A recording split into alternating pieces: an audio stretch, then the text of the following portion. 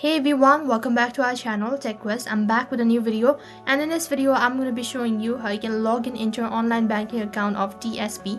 So I'm going to be showing you step-by-step procedure. Make sure to watch this video till the end and follow the instruction as guided. So without any further delay, let's get started. Now the first thing, you need to make sure that you have a stable internet connection, and then you need to open up your web browser. So you can use any web browser that is convenient for you. So for this video I'm using Google Chrome, and once you open up your web browser, on the search box you need to type in the link that is www.tsb.co.uk.